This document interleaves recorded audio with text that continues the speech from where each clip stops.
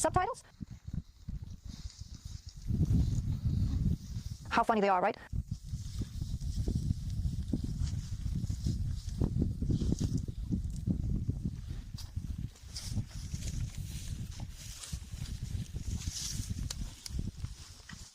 Dima Torzok, hello everyone. Today we want to make a video for those who want to get a goose. We've received a lot of questions about this. And when I went to see my first little goat myself, I also would have liked to watch a similar video. I couldn't find one at that time. As always, I wrote everything down. Step by step, what you need to do to start a KOS. Everything is detailed and specific, and I hope to explain it all quickly. I'll say it again, this video will be interesting for those who live in the countryside, who have recently moved, have never kept goats before, but want to start. Let's start with why people need goats.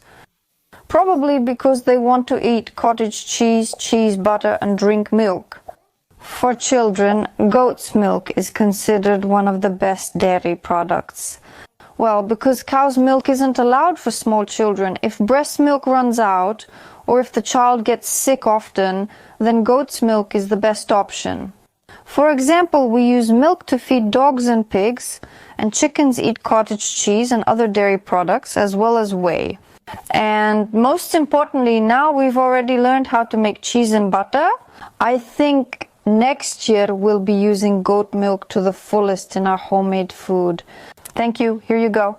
Actually, that's why people get goats. I mean, for milk, cottage cheese, and cheese. Additionally, it's for meat, so you can also keep goats for meat. So, now we're going to discuss things like what you need to get a goat, how much it should cost, and what to do after you've bought it, brought it home, and what to do next. So let's start with the fact that if you want to buy a goat, you need to understand that it needs somewhere to live. That means it should be a barn, an extension, maybe a vestibule, an old bathhouse, an old little house, anything like that. So it's a place where there won't be any drafts and where the floor will be warm and dry. Well, you have to make sure it's clean yourself, or you could lay down wood and concrete with rubber or something like that. Of course, there must be a good roof to make sure that neither rain nor snow gets in. That's absolutely necessary. The type of room also depends a lot on the area where you live.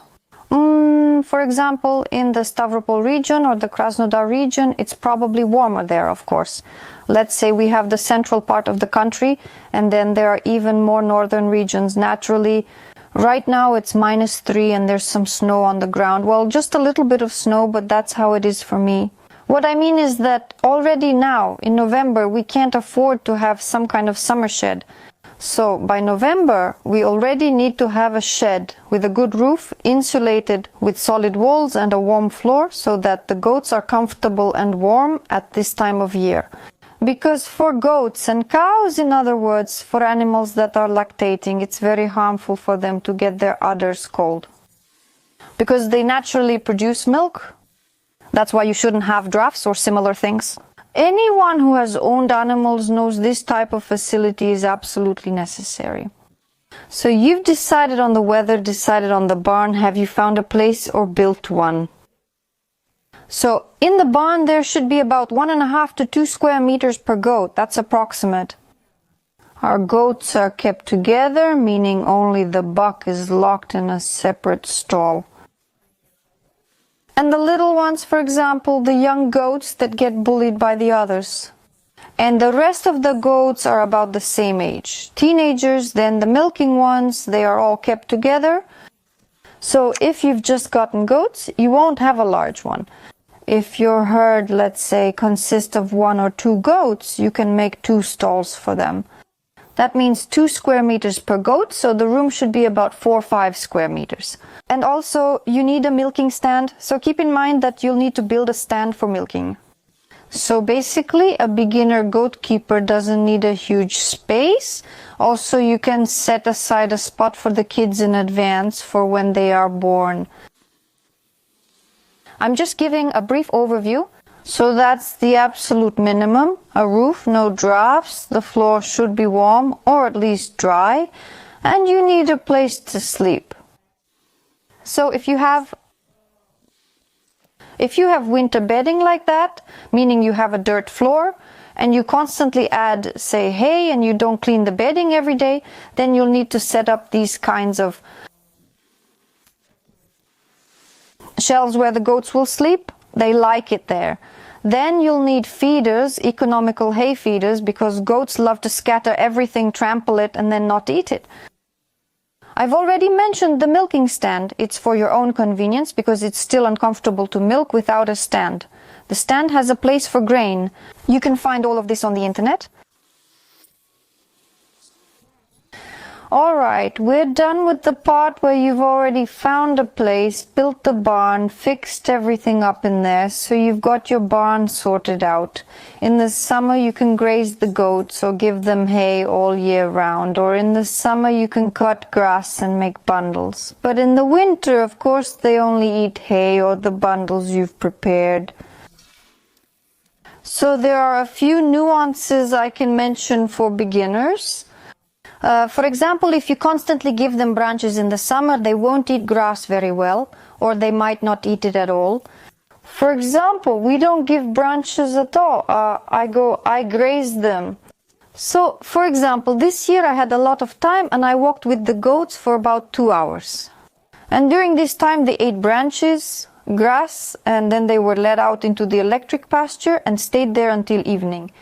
You can do the same thing. You can go in the morning to graze them and not graze them anymore. Just put grass in the feeder outside.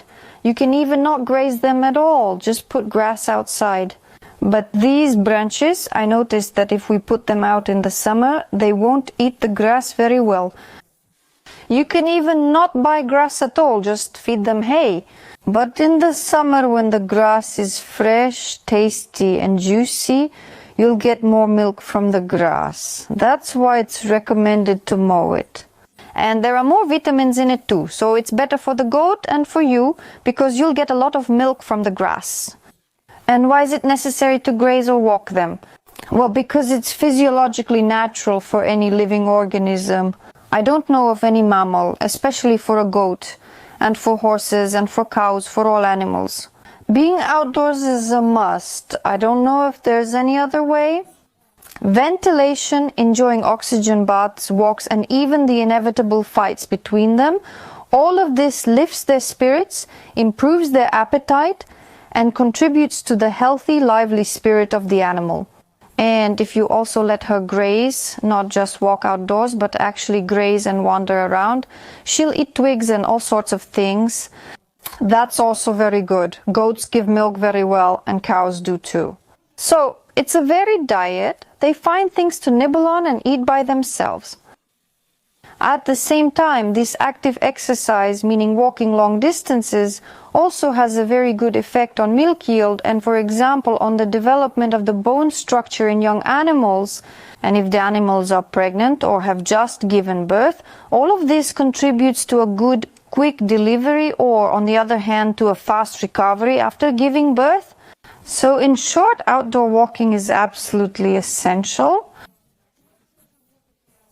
How big it will be, whether it's a pasture or just a small fenced area with a feeder, depends entirely on your resources. But if you don't graze the goats, it won't really affect their health.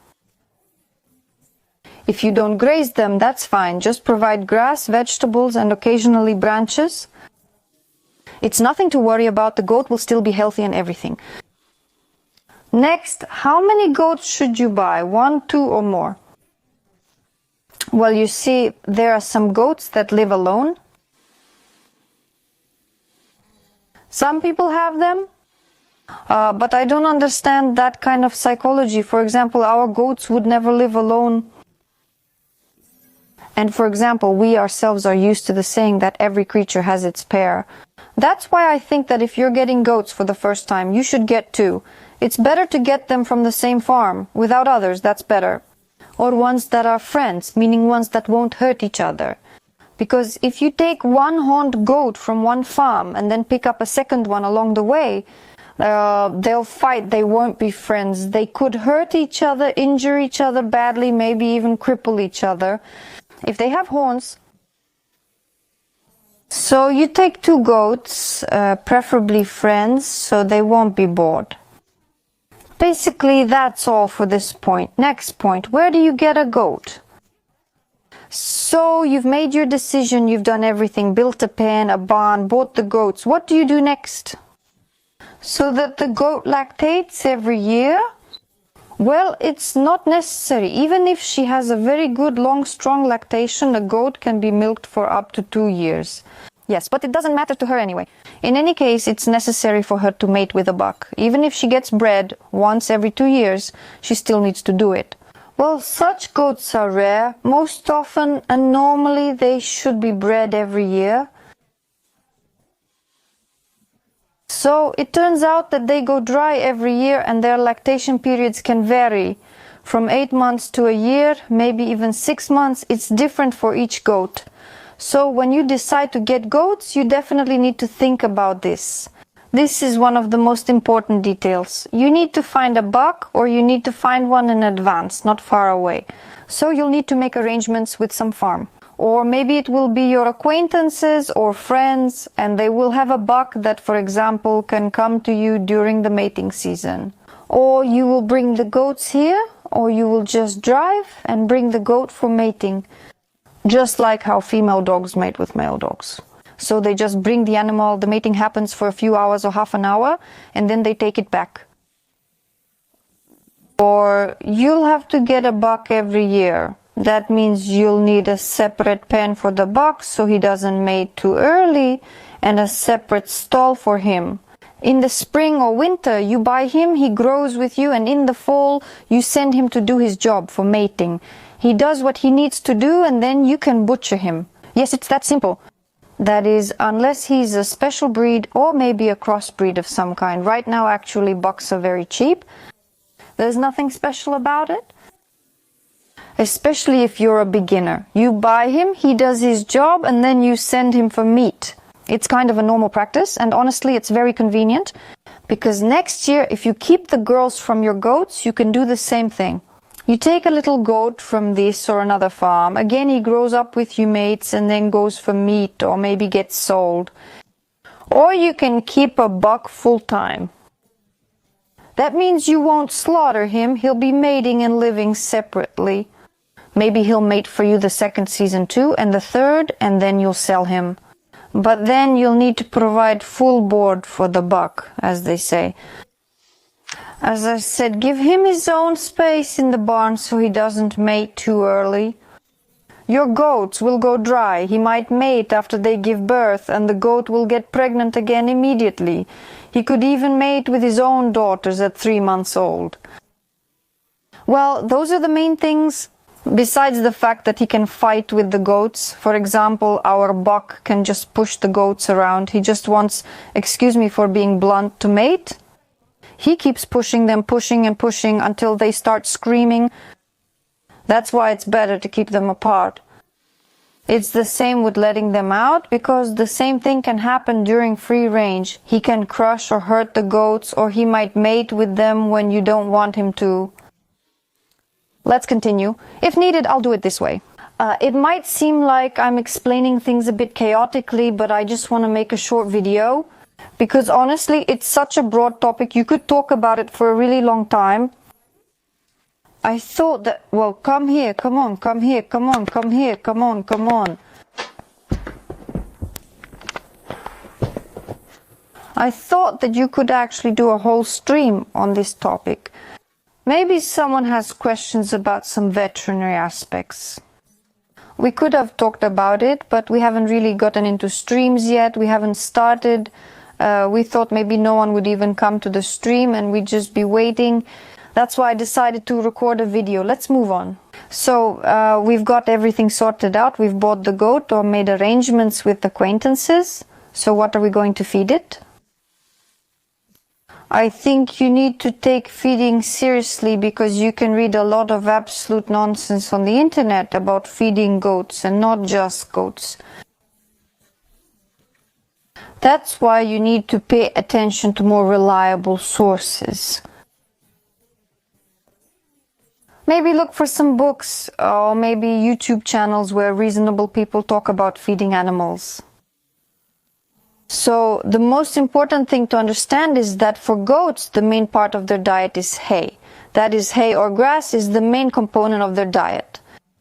So a goat is a ruminant animal with a complex digestive system, and unlike cows, it can even digest branches. That means you can feed a goat not only hay, which is the main part of their diet, but also branches and bark.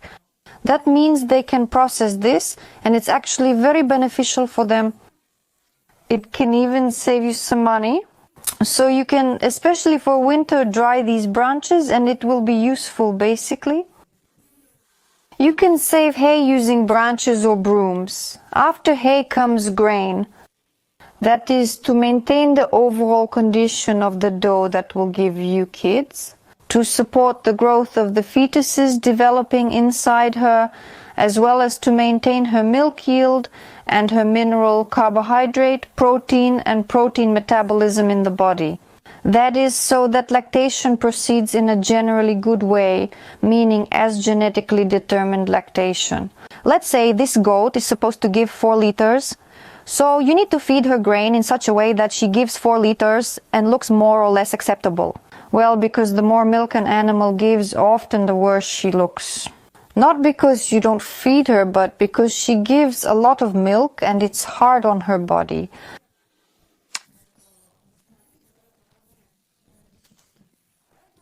You definitely need to buy grain as well. There are many types of grain. We could talk about feeding for a very long time too. I'll say it briefly. You need to buy oats. That's the main thing. Oats and barley. These are basically the main moderately priced grains for goats. You can crush them or not. For example, we crush the barley ourselves, but we don't crush the oats. You can give wheat in a small percentage, up to 20%. Wheat definitely needs to be crushed as well. You can also add corn, sunflower meal and sunflower seeds. So vitamin meal, actually you can add a lot of different ingredients. But the most important thing is, if you're a beginner, don't rush to try everything you've read about or someone has recommended to you.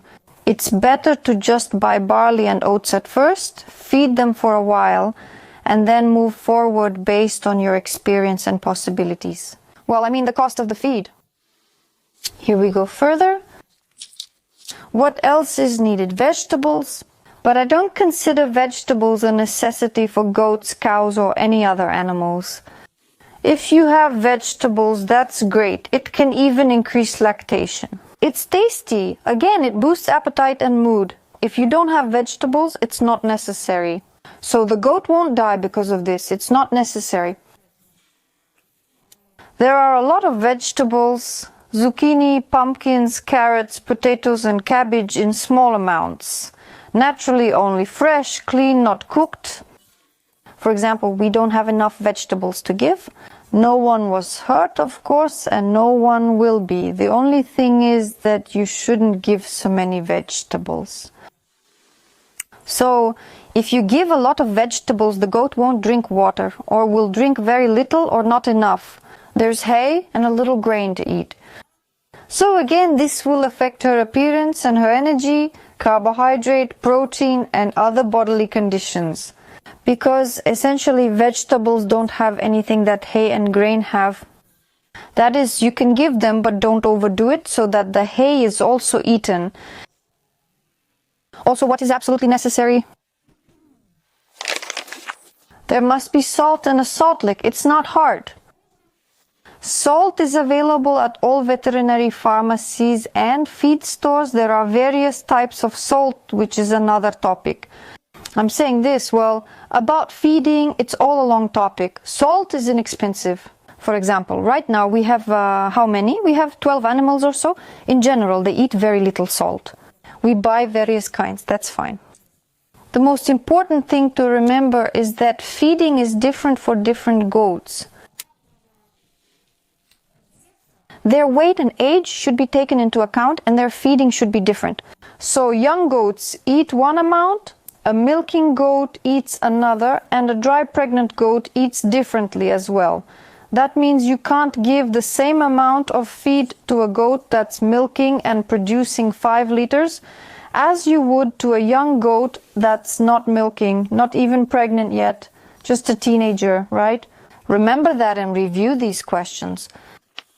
So the last point for preparation is that you need to get ready in advance regarding veterinary matters.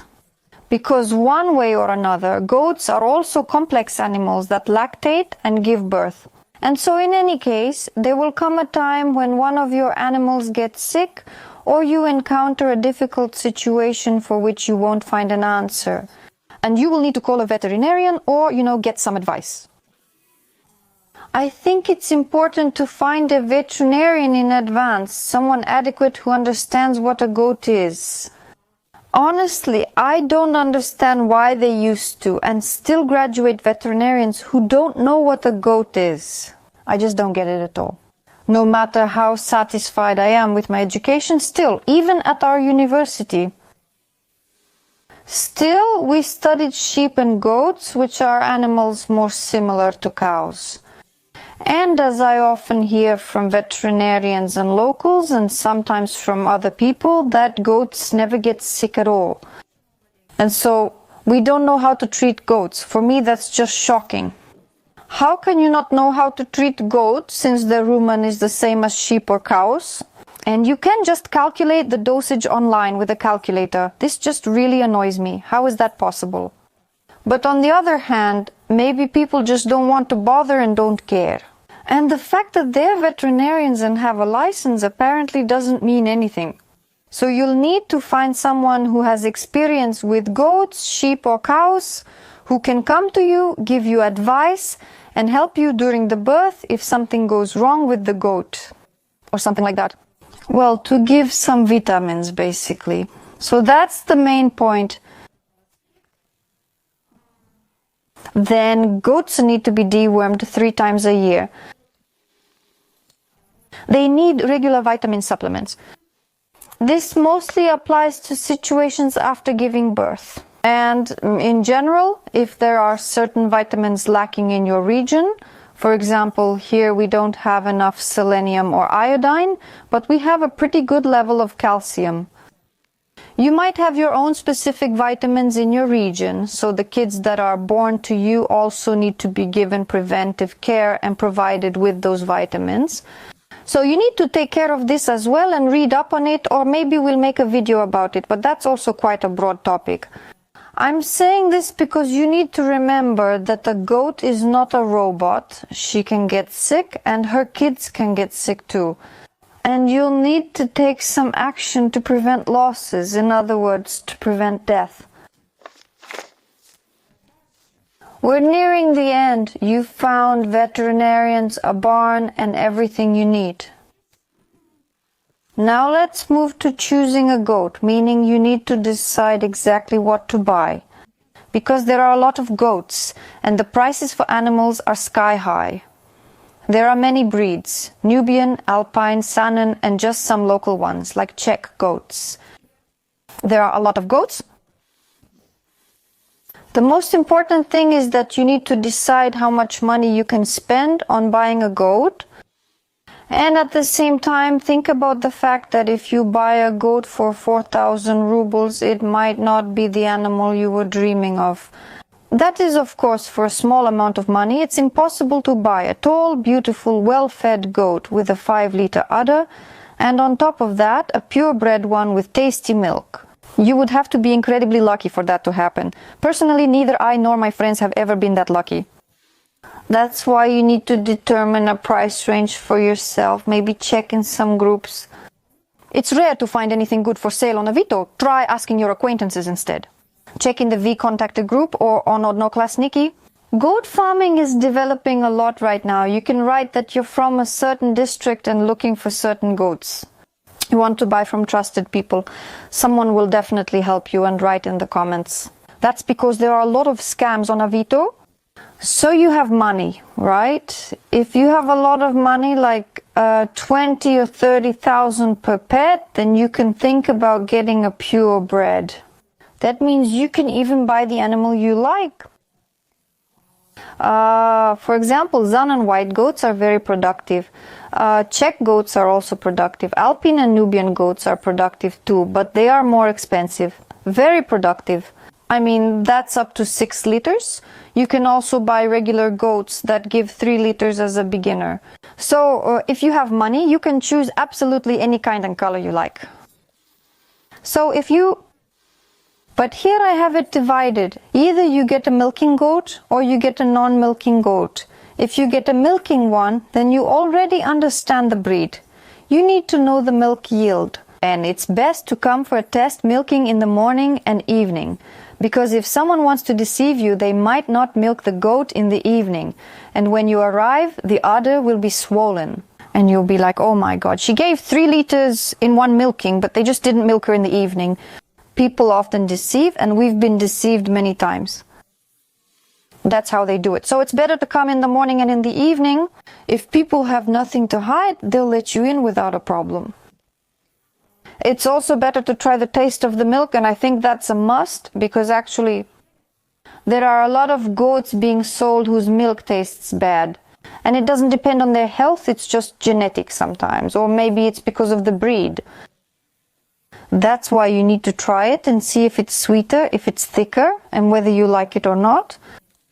So then you need to know the time after calving, because you need to take that into account. Either she needs to be bred soon and she's giving 1 liter of milk, or she gave birth the day before yesterday, and you'll have a goat with severe swelling and you'll have problems. And the seller might not tell you about this, or maybe she gave birth a month or 2 ago. That's the best time for you to buy. That means the goat is starting to produce more milk, and you'll have time to enjoy her milk. Well, unless she loses her milk from stress, so it's better to try milking her first and see how she does. Because there are goats that are hard to milk. That means when you milk them, the stream comes out with difficulty. It's very hard to fix, and often it's impossible to fix. Such goats are often sold too. But if you use a milking machine, you shouldn't worry about it at all. Basically later. One of the most important things for me personally is whether the goat has horns. I don't want to buy a horned goat because, for example, right now all the goats in our herd are polled. If you're a beginner, I also don't recommend getting a horned goat because you might have problems with it. I've just gotten used to not having horns around anymore. There might be some conflicts between the goats. But of course, if you took 2 girlfriends from the same herd and they both don't fight and have horns, well, I think there shouldn't be any problems between them. The main thing is that there aren't any serious conflicts between the goats. If anything happens with more experience, you'll be able to dehorn them. Another key point, if you have children, check how goats react to kids, as some goats have a very negative attitude toward them. That is, some are neutral, but some will actually charge at them. And for example, we have one goat, she was dehorned, specifically dehorned, and then we brought her home. Why exactly? Because she would charge at the children with her horns, that's what happened, and this can cause injuries. Some goats behave that way. And even now, when someone comes to visit us or just walks by, yes, she immediately charges at the children. Well, that's just how it is. Then, if you take a cow that hasn't been milked, that's a more dangerous situation for a beginner. Why is it dangerous? Well, because you could be deceived many times. You might not be deceived, but it can happen. Let's say someone sells you a pregnant goat, right? But when she arrives, it turns out she has a false pregnancy. That happens with goats. So she won't have any milk or kids. You feel upset, but they didn't intend to deceive you. What should you do next? If she's not pregnant, she might have been bred, but she could miscarry early on, or maybe she got pregnant. Well, that means she was bred on the farm, but fertilization didn't happen, and you'll be waiting for her to give birth. But there won't be any, well, for some reason, often due to hormonal imbalances or something like that. Usually it's due to obesity in goats and cows. That's it. Then if you take a non-milking one, you need to consider the age again, because if it's a small day-old kid, you'll have to feed it milk for a long time. Where will you get the milk? You need to consider that. Will you buy cow's milk, goat's milk, or a milking goat so all the milk feeds the kids? Then there are the day-old kids. They are always susceptible to some diseases like thiamine deficiency and so on, and also to coccidiosis. But if you take an older one, you will still have to raise her. The little goat, you must not let her get overweight. So, she needs to walk to develop a good bone structure, because for a dairy goat, just like for a dairy cow, this growth phase of 1.5 years is the most important. During this time, the body develops bone structure and the pelvis. That means everything needs to grow well for giving birth. And the hind limbs also need to grow well, so there are no signs of rickets, so the hind legs don't cross each other, and so that the back part is fully prepared to accommodate a large part of the udder. If you don't raise the young animals well, if the female is small, rickety, skinny, crooked, or misshapen, it's unlikely you'll get good milk from her. That's all. Basically, that's how abruptly I told you everything. I've covered all my points here. I tried to be as brief as possible.